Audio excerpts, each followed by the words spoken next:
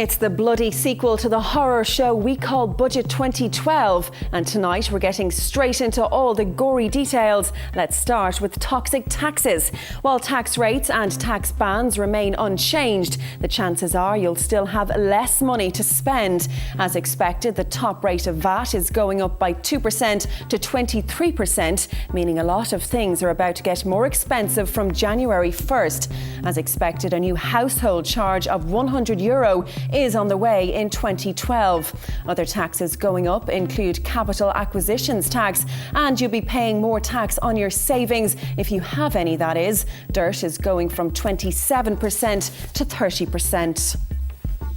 In relation to the old reliables, you might want to make some New Year's resolutions early. Tobacco is going up by 25 cents for a pack of 20. While the duty on alcohol isn't being increased, it will be hit by the 2% rise in VAT. Petrol and diesel are going up from midnight to night by over 1 cent per litre. Other fuels will feel the increase in May.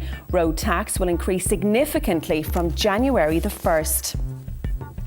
In relation to property, good news for some. Mortgage interest relief is still on course to be abolished by 2018. But if you bought during the boom, it may not be all bad news. Relief is being increased to 30% for first-time buyers who bought during that time, while those who buy in the next year will get relief at a rate of 25%.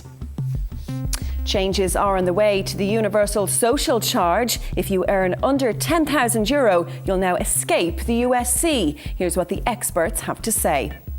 By and large, most taxpayers are not going to benefit from this. The people that are going to benefit are people who are earning less than $10,000 in a year. You're talking the likes of seasonal workers, students, part-time workers, and the like. So, by and large, it doesn't apply generally. You know, so it's quite a limited application. But I think it's positive to see a move in this front anyway for the lower paid people. So those are the main painful points of Budget 2012. Now, with a strict no waffle policy here on FYI, we've decided to let those affected have their say on Budget Day. We reckon the politicians get enough airtime on other channels. So here's what you had to say about Budget 2012. Hard times getting harder. Bad Santa has delivered a stocking filler, or should we say pocket emptier. A 2% increase on the top VAT rate come January 1st, hitting shoppers where it hurts. Retailers and customers in Dundalk have been reacting. Things were kind of levelling out now between north and south, and it just feels it's obviously going to go backwards again, so very discouraging. I don't think the retailers will put it on.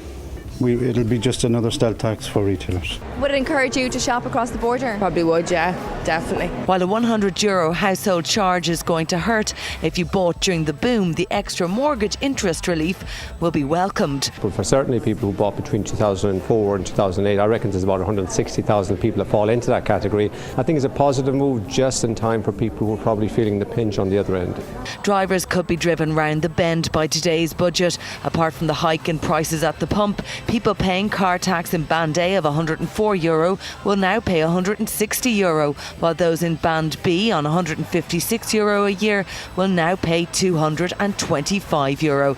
Owners of cars bought before July 08 will be paying more too. Because it's falling preferentially on Band A and Band B, will really feel like a betrayal to individuals who've made the conscious effort to buy cleaner, greener cars over the last 3 years. There will be no change to excise on drink that's already being hit by the VAT rise, but smokers will be coughing up more from midnight. 2 days of pain and no doubt more to come.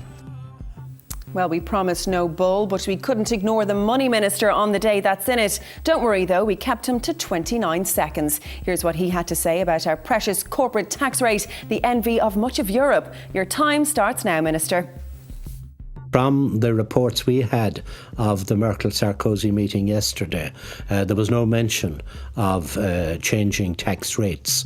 You know, under the Lisbon Treaty, raising or reducing tax rates is a matter for each sovereign government.